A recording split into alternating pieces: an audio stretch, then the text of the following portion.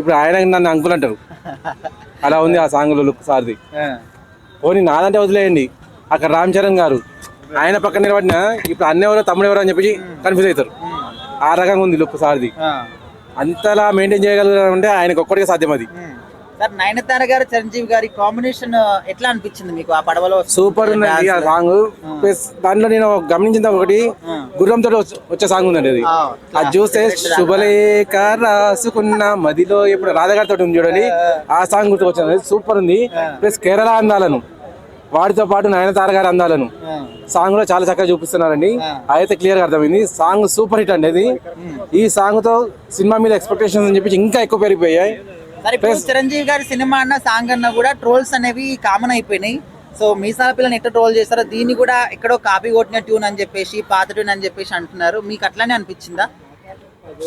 నాకైతే అలా ఏమనిపించలేదు. కానీ పొరపాటు అన్నారు అనుకోండి, అందులో తప్పేముందండి. పాత ట్యూన్ ఉంటే, పాత ట్యూన్లు ఎంత మెలోడీస్గా ఉంటాయి. అవి వింటుంటే అలా కళ్ళు మూసుకొని పడుకుంటే ఆ పాటలో మనం జీవించినట్టుగా ఉంటుంది. ఆ రకంగానే ఉంది ఈ సాంగ్. నేను ఒకటే మాట చెప్తానండి, శుభలేఖ రాసుకున్నాను సాంగ్. అది ఎంత మంచి సాంగ్. జస్ట్ ఒక్క సీన్ తోటి మన ఆ ప్రపంచానికి తీసుకెళ్ళిండు. అనిల్ రావిపూడి చిన్నోడేం కాదు, చాలా పెద్ద ముదురు. మనల్ని తన మ్యాజిక్ లో తన మాయాజాలంతో మైమరిపింపజేస్తాడు అన్నట్టు. ఇప్పుడు చిరంజీవి గారిని కూడా అదే ఈ సాంగ్ జిమ్మికి తోటే ఆల్రెడీ మనకు సంక్రాంతి పండుగను తీసుకొచ్చేసాడు అన్నట్టు. సంక్రాంతిలో తను రిలీజ్ చేయడానికి చాలా టైం ఉంది, కానీ సంక్రాంతి సంబరాలు ఇప్పుడే మొదలైపోయాయి మనకు.